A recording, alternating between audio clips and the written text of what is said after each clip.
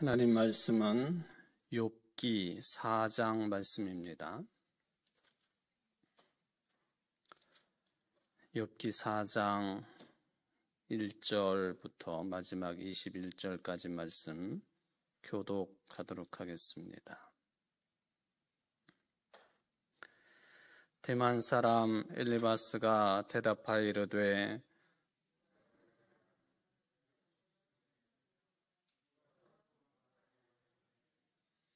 보라, 전에 네가 여러 사람을 훈계하였고 손이 늘어진 자를 강하게 하였고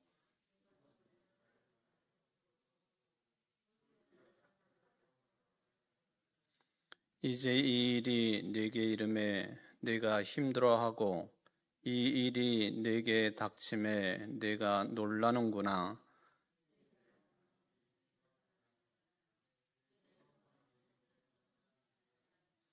생각하여 보라, 죄 없이 망한 자가 누구인가?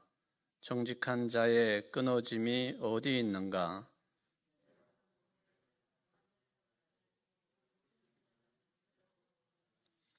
다 하나님의 입기운에 멸망하고 그의 콧김에 사라지느니라.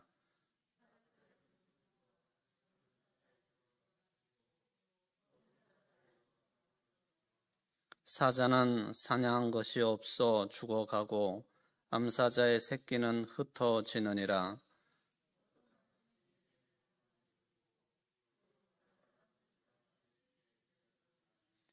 사람이 깊이 잠들 즈음 내가 그 밤에 본 환상으로 말미암아 생각이 번거로울 때에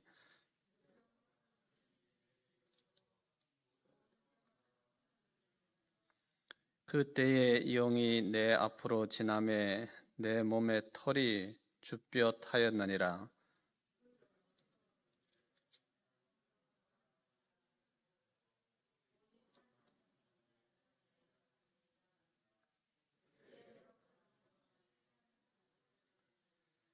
사람이 어찌 하나님보다 의롭겠느냐? 사람이 어찌 그 창조하신 이보다 깨끗하겠느냐?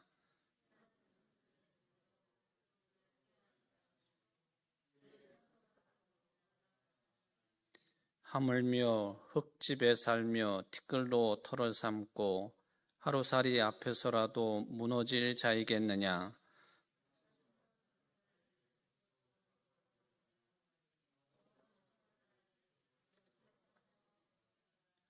장막줄이 그들에게서 뽑히지 아니하겠느냐? 그들은 지혜가 없이 죽느니라. 아멘.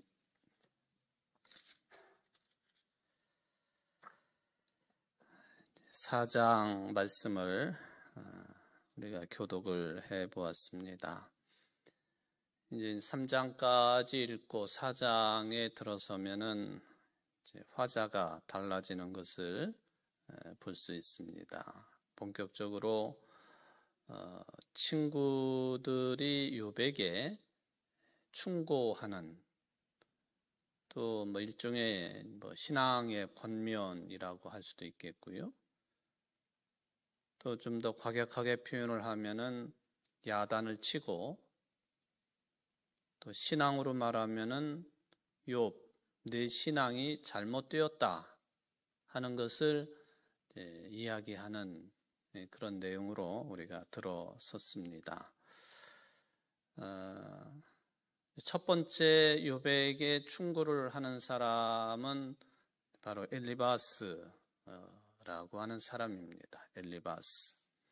여기 이제 대만 사람 엘리바스 그렇게 되어 있죠.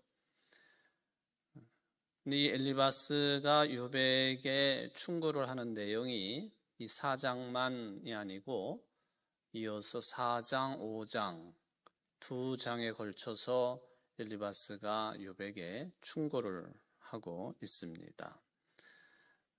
합쳐서 4, 5장을 같이 볼 수도 있겠지만은 그래도 우리가 들을 수 있고 할 수 있는 이야기들이 많기 때문에 4장 한 장만 보는데 오늘 이 시간에 4장 전체를 다 다룰 수 있는 것은 아닙니다. 어쨌든 이 4장을 이제 중심으로 전반부의 내용하고, 그리고 오늘 이 시간에는 4장 또 5장 엘리바스, 또 이게 이제 4장 5장 구분이 되지만은 이 친구들의 충고의 전반적인 흐름에 대한 확인을 전체적으로 좀 하고 넘어가는데, 그래서 아마 4장에 대한 구체적인 내용이 오늘 그렇게 많이 나오지는 않을 것 같습니다. 자, 엘리바스라고 하는 이 대만 사람 욥의 친구가 뭐라고 이야기를 하는데, 이 엘리바스가 한 이야기다, 또 뭐 죽을 지경에 처하게 된 욥이라고 하는 사람에게 한 말이다, 뭐 이런 전제를 깔지 않고 요 4장만 읽게 된다면요, 이거 굉장히 은혜스러운 내용이거든요. 정말 좋은 말씀이고, 또 신앙적으로 봐도 은혜스러운 내용이고 그렇습니다. 하나님의 뜻을 잘 받아들이고 또 영적으로 지혜롭게 살려고 하는 그런 삶의 태도가 여기에 잘 드러나 있기 때문에 그렇습니다. 그냥 다른 전제를 다 지워버리고 요 4장만 그냥 내용만 우리가 읽는다고 한다면 이제 그렇게도 받아들일 수가 있겠다 하는 것입니다. 물론 엘리바스뿐만 아니라 그 다음 순서대로 등장을 하고 있는 친구들 빌닷하고 또 소발, 이 두 친구들의 내용도 어떤 상황을 전제하지 않고 읽는다고 한다면 실은 다 은혜스러운 말씀들이다, 그렇게 볼 수가 있겠습니다. 그리고 맨 마지막에 나오는 사람 엘리후라고 하는 사람이, 이 사람도 이 욥과 세 친구들의 일종의 이런 논쟁을 지켜보다가 갑자기 툭 튀어나와 가지고 충고를 하는 내용이 마지막에 나오는 엘리후라고 하는 사람의 이야기입니다만은, 이 엘리후의 하는 이야기도 솔직히 말을 하면은 터무니없는 내용이 아니다 하는 것입니다. 터무니없다, 뭐 이건 가당치도 않는 이야기, 그런 게 아니고 매우 은혜스러운 이야기로 받아들일 수 있는 내용 전개다. 그 자체로만 보면은 이제 옳은 이야기로 받아들일 수 있는 것이죠. 그런데 여기 이제 욥이 한 말을 놓고, 그리고 욥이 처한 상황이 뭐냐 하는 것도 놓고, 그리고 이 세 친구들과 그리고 마지막에 엘리후라고 하는 사람들이 이러한 상황과 배경을 놓고 이런 말을 했다라고 할 때에는 이게 상황이 달라집니다. 우리 이제 욥기 공부하면서 첫 시간부터 따져보았던 그런 내용들이 되겠습니다만은, 한마디로 말하면 그냥 아무 전제 없이 읽으면 은혜스러운 말씀이고 다 옳은 이야기입니다만은, 이런 대전제를 놓고 친구들의 이야기, 뭐 충고, 뭐 이런 것을 생각하면서 읽어보면 이건 틀린 내용이다, 이제 그런 이야기입니다. 그러니까 우리가 혹여라도 이 욥기서의 내용을 일반 대화 속에서나 또는 뭐 이런저런 설교나 그리고 뭐 성경 공부나 이런 시간들 속에서 욥기를 만약에 어느 한 구절만 딱 떼내 가지고 이거다 그렇게 말을 하면은 이 잘못 해석할 수 있는 가능성이 농후하다 하는 겁니다.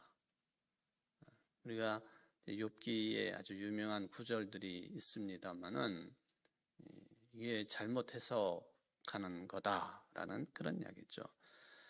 근데 참 안타까운 것은 이런 구별이 쉽지 않다는 거예요. 특히 저도 이제 욥기를 완전히 무슨 구약 학자처럼 히브리어를 완벽하게 구사를 하고, 그리고 히브리어뿐만 아니라 고대 근동의 그런 문자라든지 기호라든지 또 철학, 문학, 또 신학까지는 아닌다 할지라도 당시 주변 지역 나라들의 신앙관까지 다 포함해가지고 일일이 검토해 가면서 읽을 수 있는 능력이 저한테는 있지도 않고요.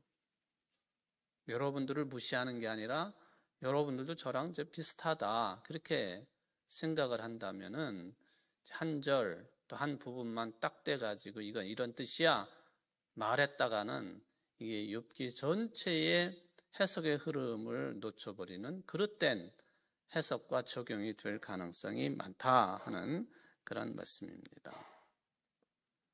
욥기를 해석하는 것뿐만 아니라 실은 우리의 신앙생활 전반도 비슷하다고 이제 볼 수가 있겠습니다. 보통 여러분들이 이제 그리스도인들이고 또 교회의 사람들이기 때문에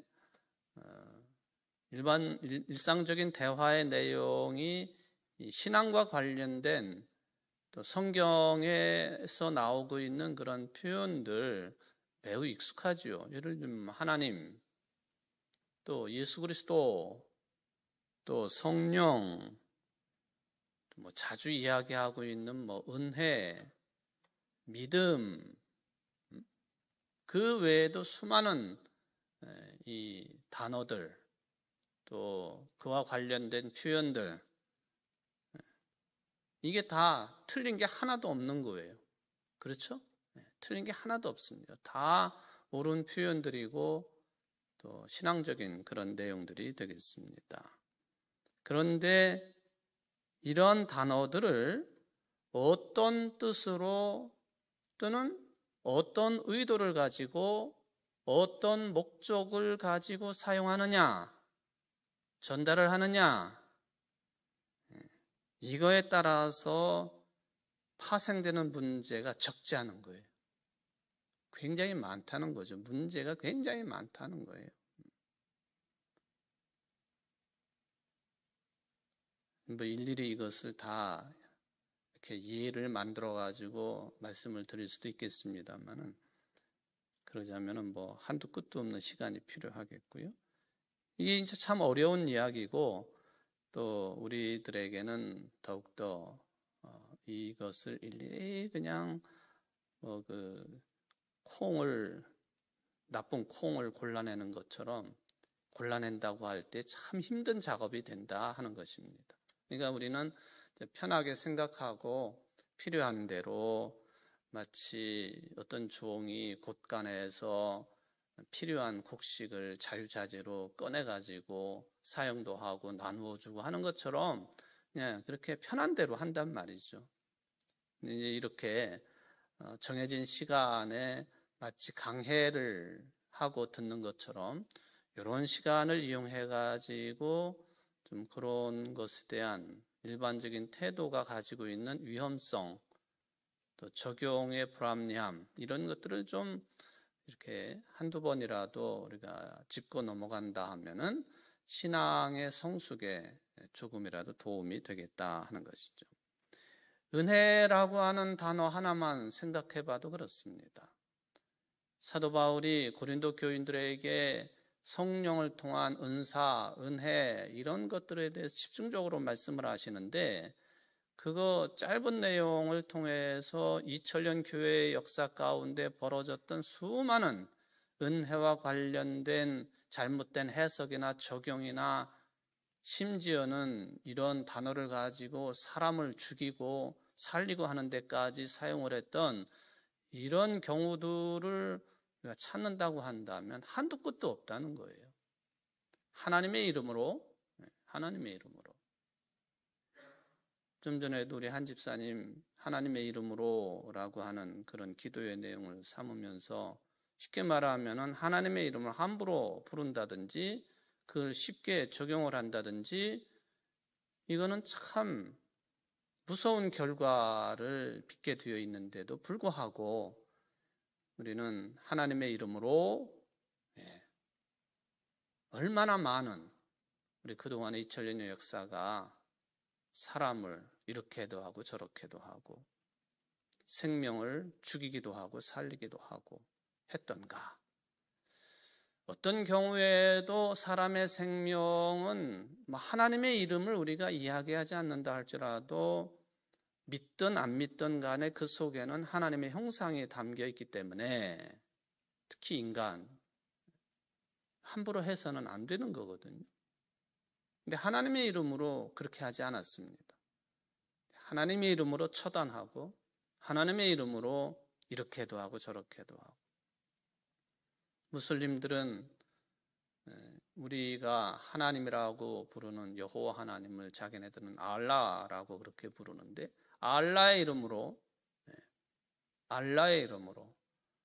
위대한 알라의 이름으로 엄청난 짓들을 하지 않습니까? 그러니까 이게 지금 하나님 또는 은혜 간단하게 두 단어만 그렇게 언급을 했는데 어떤 뜻으로 이걸 받아들이고 사용하고 적용할 것이냐, 전달할 것이냐, 이거에 따라서 문제가 엄청나게 많이 파생을 했고 지금도 하고 있고 앞으로도 그렇게 될 가능성이 많다. 이걸 참 지혜롭게 그리스도를 중심으로 하나님의 뜻을 중심으로 하나님의 일을 중심으로 해석하고 전파한다고 하는 것 참 어려운 일이다. 지금 우리가 엘리바스라고 하는 첫 번째 친구 이야기를 다룹니다마는 엘리바스, 빌다, 소발, 또 엘리후 이 네 사람은 구체적으로 어떤 사람들이기도 하지만은 지금 세상에 살이를 하고 있는 우리의 상황과 똑같다 그렇게 본다면 매우 주의를 기울여야 될 그런 내용이다. 그러니까 엘리후라고 하는 첫 번째 인물이 등장해가지고 바울에게 권면을 하는 것, 권면은 다 좋은 거예요, 여러분. 그죠? 권면하는 게 나쁠 리가 있겠습니까? 그럼에도 불구하고 내가 권면이 됐던 충고가 됐던 하는 말들이 상대방을 어떻게 만들 수 있느냐, 그건 또 다른 차원이라는 거죠. 또 권면과 충고가 하나님의 일, 하나님의 뜻과 이렇게 나란히 놓고 이제 그것이 평가가 될 때에 참 희한한 일들도 벌어질 수 있는 것이다 하는 그런 이야기입니다. 지금 이제 엘리바스, 빌다, 소발, 엘리후 이렇게 나오는데요. 성경에 물론 이 네 사람들의 나이가 언급되지는 않아요. 그런데 학자들이 이렇게 따져보니까 이게 나이 순서대로 이 사람들이 발언을 하고 충고하고 권면하고 있구나 그렇게 평가를 합니다. 그러므로 이 네 사람 중에 가장 연장자가 오늘 이제 4장에 등장하고 있는 엘리바스라 그렇게 보시고 말씀을 듣고 또 나누면 되겠습니다. 그러니까 맨 뒤에 나오는 엘리후라고 하는 사람이 제일 젊은 사람이었다라고 보면 되죠. 첫째 시간에 언급이 되었겠습니다만은 특히 이제 이 세 사람 욥과 그동안의 친구처럼 교분을 나누었던 세 사람들 그리고 이 세 사람들은 각 지역에서 온 사람들이죠. 북쪽, 남쪽, 동쪽에서 온 사람들이에요. 그리고 이 사람들은 욥이라고 하는 사람이 동방의 의인이고 엄청난 부를 누리고 있었던 사람이었잖아요. 그러니까 이 세 사람들도 그 생활 수준이나 사는 모습이 비슷하거나 뭐 거의 더 높거나 뭐 그 정도. 그러니까 지위로 보면은 옛날에는 어느 한 지역 아주 작은 단위이지만은 어느 한 지역의 최고 지도자를 왕으로 부르는 경우가 많죠. 왕. 사는 사람들이 몇 명 안 돼도 그 지역의 최고 지도자를 왕으로 부른다 하는 거예요. 예, 부족 단위, 시족 단위 다 마찬가지입니다. 왕으로 부르는 거죠.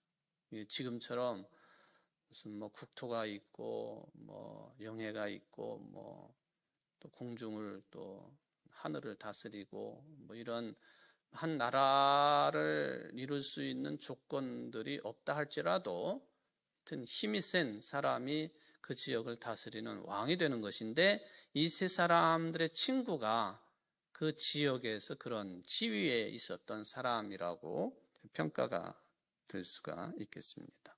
지금도 아프리카라고 하는 이 땅을 가보면은 아직도 이런 흐름들이 많이 남아 있잖아요. 이거 보면은 사람도 몇 명 안 돼요. 그런데 왕이라고 그래요, 왕. 대단한 왕궁이 있는 것도 아니고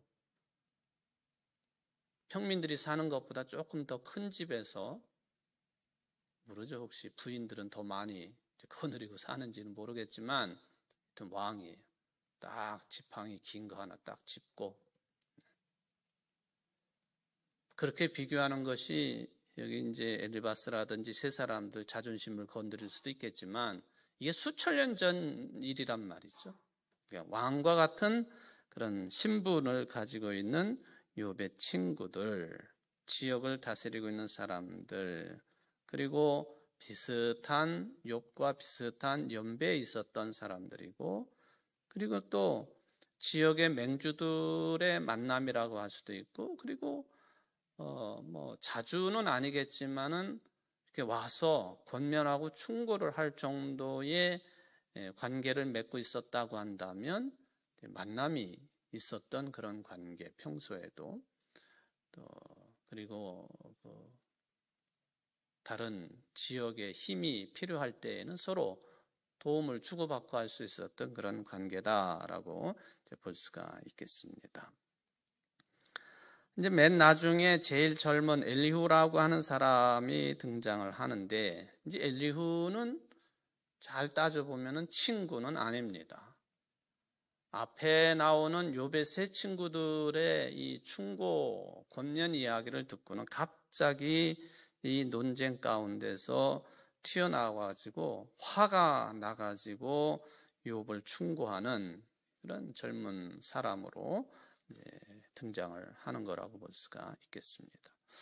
처음에도 이야기한 것처럼 그냥 이런 사람들 또 그 전후 상황 이런 것들을 전제로 하지 아니하고 이것만 딱 들어서 읽게 되면은 무조건 나쁘게 이야기하는 것이 아니에요. 다 선의, 좋은 뜻을 가지고 이야기를 하는 것입니다. 아까 하나님 은혜 이런 그 말을 가지고도 잠깐 언급을 했습니다만은 다 선의를 가지고 좋은 뜻을 가지고 이제 말을 하는 거라 하는, 이게 참 어려운 이야기입니다. 여러분, 좋은 뜻을 가지고 하는 말인데요, 옳지 않은 경우 많습니다. 한번 제가 이런 말을 합니다만 여러분은 스스로도 한번 이렇게 지나온 시간들을, 또 어떤 사람과의 관계 이런 것들을 비교하면서 생각해 보십시오. 내가 선의를 가지고 얘기했는데 옳지 않는 경우, 옳지 않았던 경우 분명히 있습니다.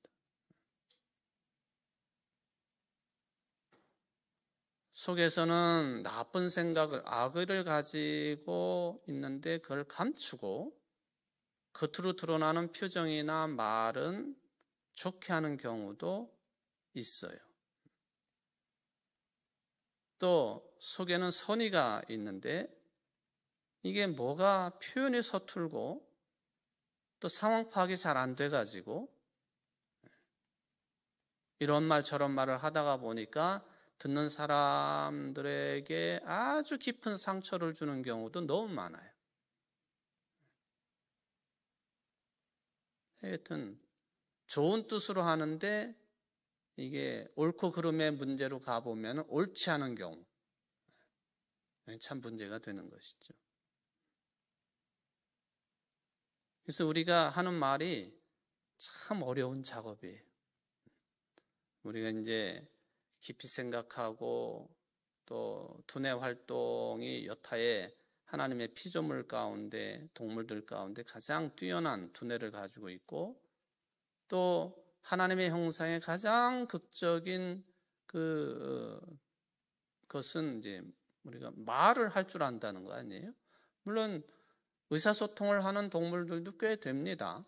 되는데 조직적으로 말을 할 수 있고, 이 말을 통해서 자기 생각과 느낌과 판단과 감정을 이렇게 거의 완벽하게 드러낼 수 있는 존재는 하나님의 형상대로 지음받은 인간밖에는 없습니다. 그런데 말이 참 어렵다는 거예요. 말이.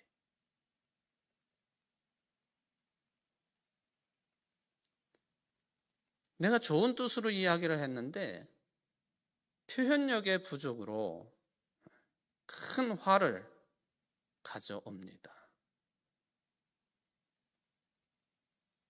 그래서 저는 기본적으로 보면은 대화를 하는 것이기 때문에 말을 안 하는 것은 좀 문제가 있지요. 근데 전제가 붙습니다만 쓸데없이 말을 많이 하는 것은 그거는 화를 자초할 가능성이 훨씬 더 크다. 그렇죠? 쓸데없이 말을 많이 하는 것. 설화를 일으킨다 그러죠. 이 혓바닥을, 이 혀를 제어를 할 수 있어야 되는데 그 제어력이 무너져 버리면 그건 설화죠, 설화. 재미난 이야기입니다만은 이제 서울에 있는 한강 거기를 중심으로 이제 이 남쪽으로 이렇게 옛날에 고대 삼국시대 때부터 뭐 그랬다 하는 이야기죠. 이 남쪽 지역, 우리 충청도 당연히 포함이 되죠. 경기도, 충청도 이렇게 해가지고 뭐 한때는 고구려가 지배를 했다가 한때는 백제가 지배를 했다가 한때는 신라가 지배를 하고 그때는 뭐 세 나라가 각각의 국가를 형성하고 있었던 때니까 이 지역에 사는 사람들이 특히 이제 우리 충청도 사람들을 놓고 평가를 할 때에 왜 말을 빨리 안 하느냐 그러잖아요. 왜 말을 빨리 안 하지? 이 말은 무슨 뜻이냐면은 왜 자기의 속생각을, 자기 생각을 왜 빨리 표현을 안 하느냐 그런 이야기예요. 말을 통해 생각을 드러내는 것이니까. 아침에는 신라 땅이었다가 점심에는 백제 땅이었다가 저녁 때는 고구려 땅이 되고 말을 함부로 했다가는 금방 죽는 거예요. 그죠?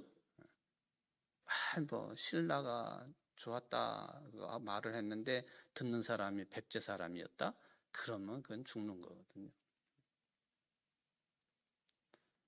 그러니까 이게 지역적인 특성, 그게 사람들의 말하는 습관이나 또 행동거지나 이런 거에도 큰 영향을 끼치고 있다. 그게 이제 대표적으로 우리 충청도를 거명하면서 그런 이야기를 하는 것 아닙니까? 그 입을 다물고 참 눈치를 잘 봐야 돼.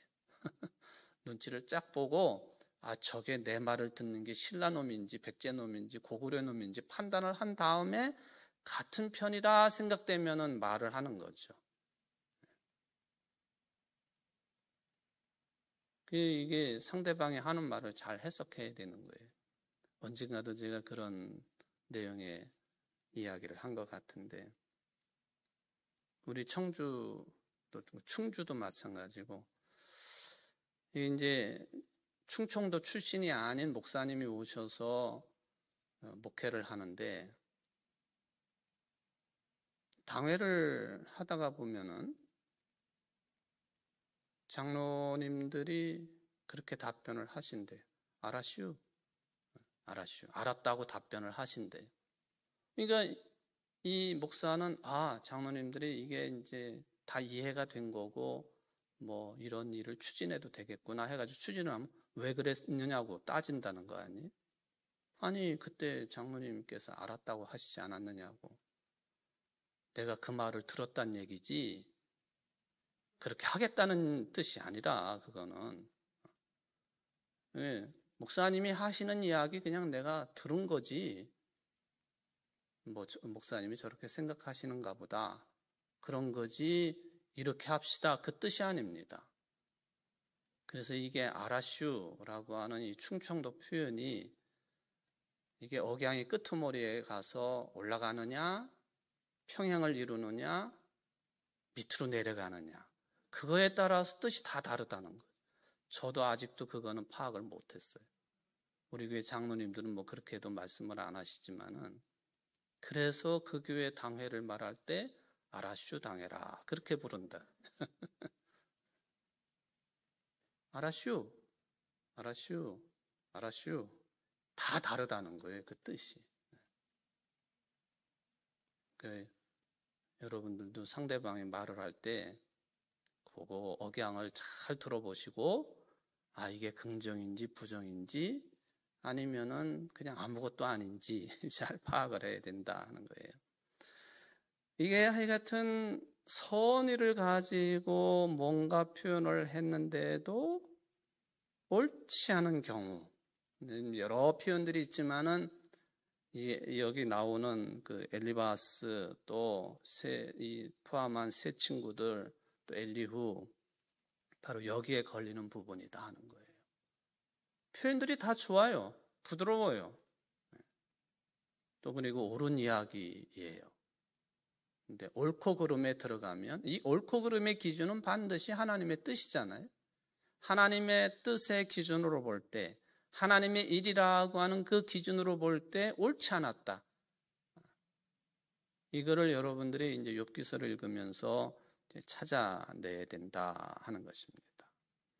신앙적인 차원에서뿐만 아니라 인간관계, 일반적인 삶이 다 마찬가지입니다.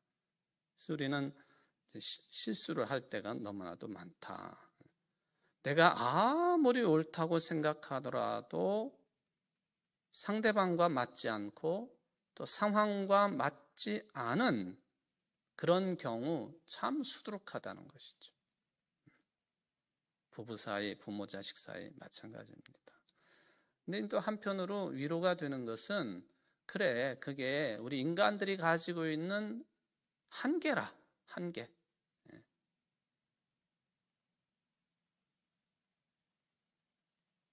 이것이 결국에는 바벨탑 사건 이후에 모두 다가 사방으로 뿔뿔이 흩어져 가지고 한 언어를 사용하지 않았던 우리들, 물론 오순절 마가의 다락방 성령 강림 사태 이후에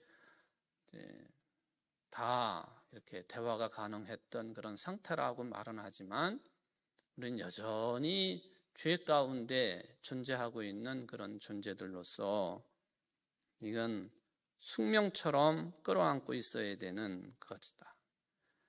한마디로 말하면 우리의 말의 사용, 언어 생활 완벽하지 않다 하는 것입니다.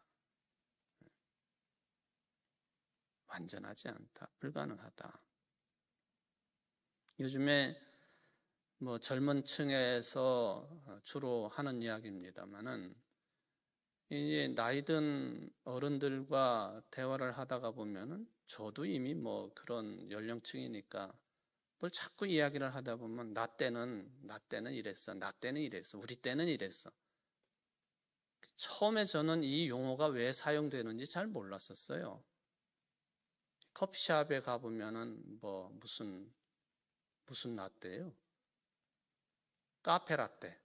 카페라떼라고 하는 그 커피 종류가 있죠. 커피죠, 그게? 카페라떼. 근데 왜 나 때는, 내가 어렸을 때는 그게 맞는 말인데 왜 커피숍에서 파는 뭐 카페라떼 이 표현을 사용하나 했더니 그게 이제 발음이 비슷하니까 자꾸 나 때는 이랬네, 우리 때는 이랬네 이야기하는 것이 꼰대들이 하는 이야기란 말이죠. 요즘 말로 말하면 꼰대들. 상황 파악을 잘 못하고. 예. 이건 커피숍의 용어, 라떼. 이제는 충분히 제가 받아들이고 이해를 합니다. 그래서 이게 눈치가 보여지죠. 젊은 사람들이랑 이야기할 때 옛날에는 이랬었는데, 나 때는 이랬었는데, 우리 때는 이랬었는데, 다 말로 드러나는 것입니다. 그럼에도 불구하고 다행스러운 것은 뭐 오늘도 우리가 엘리바스에 관한 이야기를 읽었습니다만은 이렇게 뭐 마음 공부도 하고 또 더 중요한 것은 근본적으로 우리가 하나님의 말씀을 공부를 하는 것이기 때문에 이런 공부들을 하면서 완벽하지는 않지만 아하, 이게 이런 문제가 있구나. 또 이렇게 해석의 방향성을 이렇게 잡아야 되는 것이구나. 또 이것은 이렇게 분간을 해야 되는 것이구나. 이것을 조금씩이라도 듣게 되고 깨닫게 되고 그런 능력이 주어지게 된다 하는 것이죠. 물론 시간이 많이 흐를수록 그 능력이 배가가 된다 그렇게 보지는 않습니다만은, 그러니까 나이를 먹는다고 해서 신앙의 연륜이 깊어진다고 해가지고 다 이렇게 이런 능력이 생기는 것은 물론 아니에요. 그렇지 않은 경우도 많습니다. 나이가 어려도 어른일 수 있고 나이가 많아도 애 같은 사람도 있을 수 있고 뭐 그런 거죠. 제가 부임해가지고 얼마 안 돼서 이 사람에 대한 예화를 설교 시간에 들은 기억이 있습니다. 뭐냐면은 그러니까 2000년대 초 중반 정도 이야기니까요. 저쪽 인도 위에 히말라야 산맥을 이제 안고 있는 그 나라 네팔이라고 하는 나라가 있지 않습니까? 근데 네팔에서 리틀 붓다, 이 말하자면은 부처가 탄생을 했다 뭐 그런 대상으로 주목을 받던 한 소년이 있었습니다. 2005년도인데요. 그때 그 소년의 나이가 15이었습니다. 물론 이제 네팔이나 인도 같은 지역에서는 15이면 어른이죠. 근데 우리 한국의 상황으로 보면 15살이면 애죠, 애. 소년이죠. 뭐 그쪽 지역에서는 이 정도 나이가 되면 시골 같은 경우에는 결혼도 시킬 수도 있고 그런 건데, 어쨌든 세계적인 눈으로 보면은 15살 리틀 붓다, 이름이 람봄존이라고 하는 이름을 가지고 있는 리틀 붓다가 이게 뭐라자면은 등장을 했다 해가지고는 한참 매스컴의 주목을 받았었습니다. 우리나라에서도 여러 방송사가 진위 여부를 확인을 하려고 네팔까지 가가지고 카메라를 들이대고 이제 촬영을 하고 취재도 하고 그랬었습니다. 람범존이라고 하는 친구. 이 친구는 가난한 농부의 8남매 중에 셋째로 태어난 사람이에요. 소년입니다, 소년. 근데 어려서부터 말수도 적고, 그리고 또래 아이들과 어울려 노는 것도 잘 하지 않고, 좀 나중에 이 뭐 작은 부처다라고 그렇게 타이틀이 붙고 뭐 사람들의 관심을 받고 하면서부터 그게 이제 이렇게 어려서를 거슬러 올라가 보니까 얘가 특이했었구나 하는 게 이제 그렇게 밝혀지는 것 아닙니까? 여러분들 이런 그 글쓰기 구도는요, 성경 복음서도 똑같이 적용되는 거예요. 이거는 여러분들이 어떻게 받아들이는지 모르겠습니다만은 예수 그리스도에 관한 복음서의 기록은 그 출발이 어디서부터 오느냐 하면 부활하심부터 있어요. 예수님이 부활하셨다. 그러면은 죽으셔야 되는 것이고, 죽기 전에 고난 받으신 것이고, 또 예수님을 죽이려고 했던 세력들이 등장을 하게 되는 것이고, 예수님이 그러면은 제자들을 뽑고 공생애를 3년 지난 게 또 확인이 되어지고, 30년 동안 공생애 생활을 하지 않으셨고, 그분의 탄생은 이런 과정이 있었고, 성령을 통한 잉태가 확인이 되어지고, 그러니까 핵심은 부활에 있는 거예요, 여러분. 복음서, 우리 복음의 내용의 핵심은 완전히 부활에 있는 겁니다. 그래서 우리 기독교를 부활의 종교라 그렇게 말하죠. 예수님의 부활 사건이 일어남으로 인하여서 이 모든 것들이 이렇게 정리가 되기 시작을 합니다. 여기 리틀붓다도 마찬가지. 이 사람이 자기는 6년 동안 그 고된 수양 기간을 갖겠다. 그리고는 정글에 들어가서 부처가 앉아서 이게 단식을 하며 고행을 했던 보리수나무, 사진으로 보면 여러분들 오늘이라도 들어가서 찾아보시면은 람봄존이라고 하는 사람 찾아보면은 이 어마어마한 크기의 이 보리수나무 속에가 이제 파여지고 그런 그 속에 쏙 들어가 앉아가지고 수행을 하는 장면이 있어요. 생기기도 엄청나게 잘생겼어요.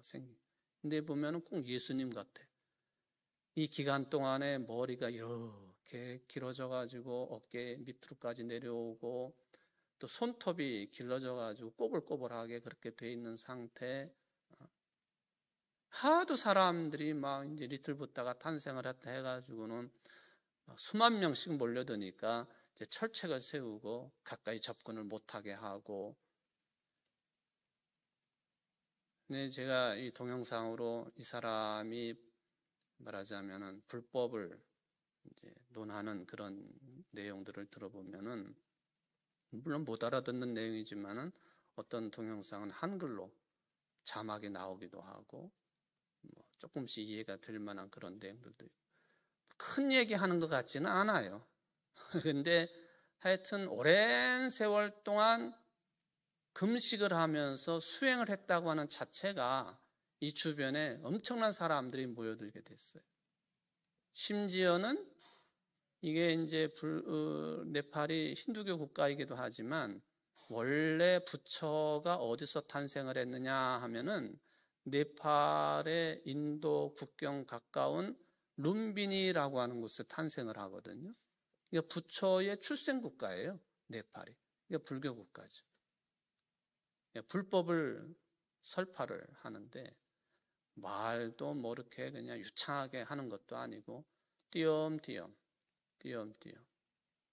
이 사람 때문에 불교 종파가 탄생을 하고, 그리고는 종파끼리 또 서로 막 다투고, 그런 현상. 이 올해가 나이가 31살이 됐어요. 31살. 근데 여전히 주변에서 이런 문제들도 지적이 되고 하긴 하지만은, 바로 이 어릴 때에 말하자면 스스로 출가를 해가지고 목욕제계하고 보리수나무 그 안에 들어가가지고는 완벽한 금식을 했다. 이제 비판하는 사람들이 밤에 그 삶을 기록을 남겨두고 촬영을 하고 했었어야 되는데 이런 비판도 나오고 합니다만은, 이게 손톱이 이렇게 긴 것을 보면은 그 영락없이 수행 과정에 들어간 거예요. 어리지만은 불교 내용이지만은 어른과 같은 사람. 제가 이미 여러분들이 이 람봄존 이야기를 기억하실는지 모르지만은 십수년 전에 제가 한 얘기예요. 십수년 전에 한 얘기. 오늘 이 설교 내용하고 하다가 보니까 람봄존 얘기를 한 번 더 해야 되겠다, 제가 그렇게 생각을 합니다만은, 자연스럽게 나이를 먹고 신앙의 연륜이 깊어진다고 해가지고 이런 해석의 능력, 삶의 태도의 진보적인 어떤 그 성장 자동적으로 주어지는 것은 아닙니다. 나이 먹었어도 어린애 같은 사람들, 어린애지만은 어른과 같은 사람들, 신앙, 그리스도 안에서 그렇게 평가가 될 수도 있다 하는 그런 말씀을 드려봅니다. 이렇게 이제 뭐 말에 대한 이야기를 하다가 이렇게 말씀을 드렸습니다만은 어쨌든 이 4장 5장이 이 엘리바스가 욥이 뭐 3장에 보면은 자기 생일을 저주하고 태어나지 않았으면 좋았을 것을 뭐 별 얘기를 다 하지 않았습니까? 그거에 대해서 첫 번째 나이가 제일 많은 사람, 그래서 그런지 모르지만은 표현에 있어서 매우 부드러운 양식으로 표현을 하는 이 엘리바스의 답변 이야기입니다. 이게 갈수록 이제 친구들의 나이가 젊어지고요. 맨 마지막에 엘리후가 답변을 하는 내용은 굉장히 거칠어요. 굉장히 거칩니다. 이게 보면 어찌 보면은 단계적으로 그런 흐름을 가지고 있다. 논쟁이지만 여기 엘리바스의 논쟁의 표현 양식은 매우 점잖다. 그래서 더 구별하기가 어렵게 되어 있다. 그런 얘기입니다.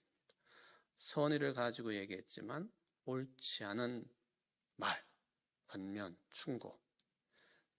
오늘 속내용까지 들어가지 못했지만은 이런 흐름들이 거의 끄트머리까지 계속된다. 그래서 이 욥기를 이제 한 장을 가지고 제가 뭐 서너 차례 시간을 나누어서 이야기를 합니다만은 이게 한 장씩만 다룬다고 한다면 굳이 매주일 한 장씩 다룰 필요가 없을 경우도 있습니다.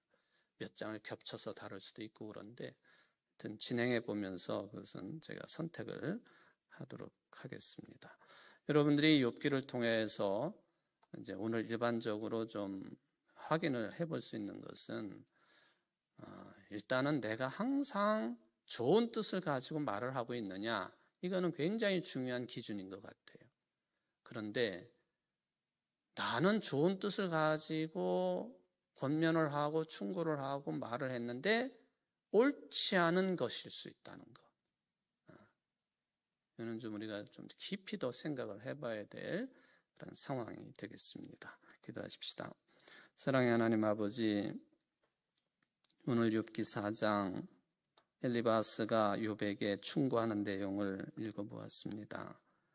구체적인 내용에 들어가 보지는 못했습니다만은 하나님의 형상대로 지음받은 우리들이 대화를 하고 말을 하며 특별히 내가 참 좋은 뜻을 가지고 말을 하는데 하면서 시작하는 이 말의 내용들이 하나님의 뜻과 하나님의 일의 기준에 놓고 볼 때에 결국에는 그것이 옳지 않은 흐름을 가지고 있고 방향성을 가지고 있고, 그래서 상대방을 위로한다기보다는 상대방에게 더 고난을 가중시키는 그런 경우, 인간관계가 파탄이 나는 경우, 심지어는 상대방 평생에 상처를 입히고 그리고 정상적인 사회생활을 하지 못하도록 만드는 그런 경우도 있을 수 있다고 하는 것, 매우 조심스럽다고 하는 것을 서론적인 부분으로 생각을 해보았습니다.